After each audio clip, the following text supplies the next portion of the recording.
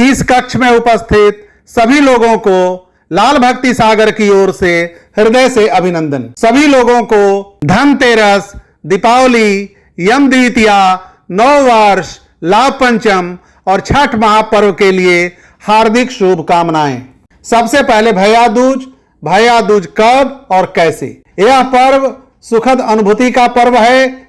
इस दिन जो भाई अपनी बहन के हाथ का बना हुआ खाना बहन के घर जाकर ग्रहण करता है वह धन धान्य से परिपूर्ण रहता है। इस प्रकार जो मनुष्य यह पंच महोत्सव पर्व दीपावली मनाता है वह वर्ष भर अनेक व्याधियों से दूर रहता हुआ धन धान्य से परिपूर्ण होता हुआ अपना जीवन व्यतीत करता है। पंच महोत्सव पर्व मनाने से हम अंधकार से प्रकाश की ओर बढ़ते हैं। दीपावली के अंतिम दिन कार्तिक शुक्ला द्वितीया को भैया दूज का पर्व अनंत काल से मनाया चला आता रहा है। यूं तो सारे भारत में इस पर्व की धूम रहती है, पर महाराष्ट्र में माऊ बीज, गुजरात में भाई बीज, बंगाल में भाई फोटा और उत्तर प्रदेश में भारतीय द्वितीया के रूप में यह विशेष लोकप्रिय है। अन्य इसे यम द्वितीया भी कहते हैं। भाई दूज की प्राचीनतम कथा इसे यम द्वितीया से ही जोड़ती है। सूर्य के पुत्र और पुत्री यम और यमी में बहुत प्रेम था, पर बाद में राज्यकाल में यम अपनी बहन यमी, जिन्हें यमुना जी कहते हैं, को भूल गया। तब बहन ने एक दिन कार्तिक शुक्ला द्वितीया को भाई को निमंत्रण भेजा। यम उद्विग्न हो उठे। बहन के टीके की याद आई। वे यमुना के घर पहुंचे। बहन बहुत प्रसन्न हुई। उसने भाई का टीका किया। यम ने टीके के बाद कुछ मांगने को कहा। बहन ने कहा, आज के दिन जो बहनें भाई के टीका करें उनकी रक्षा होनी चाहिए। भविष्योत्तर पुराण में इस कथा के अंत में कहा है, हे युधिष्ठिर, यमुना ने कार्तिक शुक्ल पक्ष की द्वितीया को ही अपने भाई को निमंत्रित किया था, अतः इस पर्व का नाम यम द्वितीया पड़ गया। इस दिन अपनी बहन के स्नेहपूर्ण हाथों से परोसा भोजन करना चाहिए।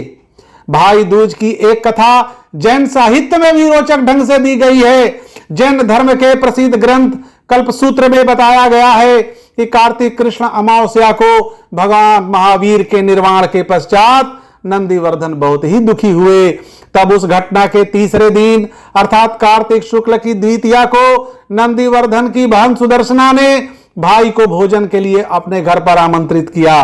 उसने अपने हाथों से बनाकर नंदीवर्धन को सुस्वाद भोजन परोसे और खिलाकर संतुष्ट कर दिया। अतः यह दिन भाई द्वितीया या भाई दूज के नाम से प्रसिद्ध होकर हर दीपावली पर मनाया जाने लगा।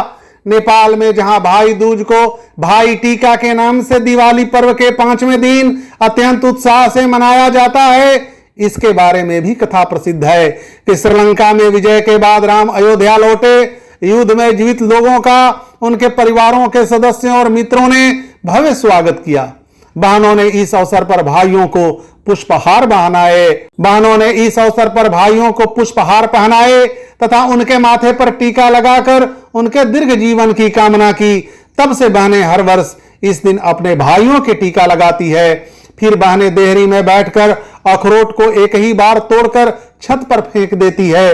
अखरोट को जो यमराज के सिर का प्रतीक माना जाता है, अखरोट तोड़ देने से भाई की रक्षा मानी जाती है।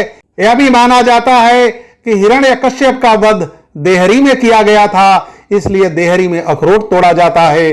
भाई दूज के बारे में कई लोक कथाओं ने जुड़कर इसे और हृदयग्राही बना दिया है। एक कहानी के अनुसार एक भाई अपनी बहन के यहां भाई दूज को टीका कराने गया। अब टीका कराकर वह खाना खाकर लौटने लगा तो बहन ने आटा पीस कर रास्ते के लिए लड्डू बांध दिए। दुर्भाग्य से आटे की चक्की में एक सांप बैठा था जो पीस गया। भाई के जाने के बाद बहन को यह बात पता लगी तो वह पीछे पीछे दौड़ी। अपने बच्चे को अकेला सोते छोड़ गई।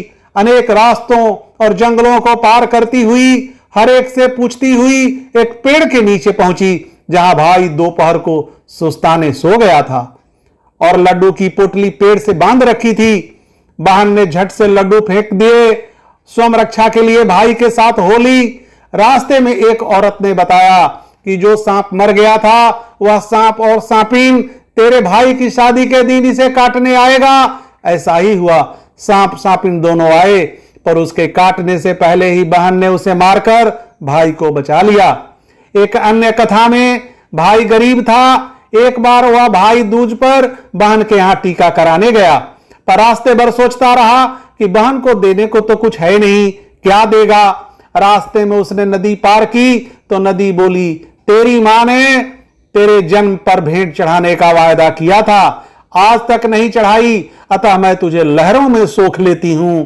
भाई ने कहा, बहन से टीका करा के आऊंगा तब तुम सोख लेना। आगे रास्ते में शेर और शेरनी मिले।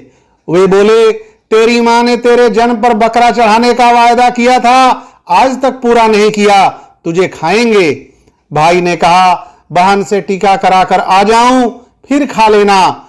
जंगल पार कर पहाड़ ने कहा, तेरे जन्म के लिए तेरी मां ने मेरी पूजा में भेंट देने को कहा था, आज तक नहीं दी। भाई ने उससे भी बहन से टीका कराकर आने की बात कही।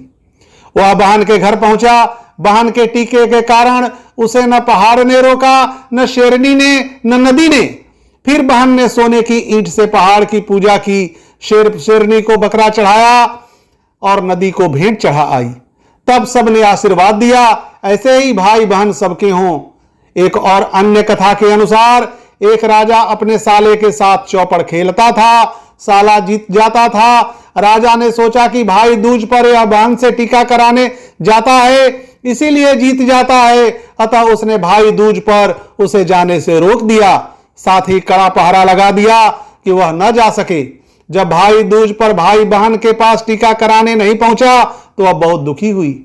तब यमराज की कृपा से भाई कुत्ते का रूप धारण कर राजा के कड़े पहरे के बावजूद बहन के यहां पहुंचा। बहन टीका हाथों में लिए बैठी थी। कुत्ते को देखकर प्रेम से अपना टीके से सना हाथ उसके माथे पर फेरा। कुत्ता वापस चला गया। लौट कर वह राजा से बोला, मैं भाई दूज का टीका करा आया, आओ अब खेलें। राजा बहुत चकित हुआ। साले ने तब सारी बात सुनाई। राजा भी तब टीके का महत्व मान गया और अपनी बहन से टीका कराने चला गया। इस तरह भाई दूज से अनेक कथाएं जुड़ती गई हैं और यह पर्व भाई बहन के अनन्य प्रेम प्रतीक के रूप में निरंतर लोकप्रिय होता गया है। प्रेम से बोलिए मां लक्ष्मी की जय, विष्णु भगवान की जय, गणेश भगवान की जय, सभी देवी देवताओं की जय।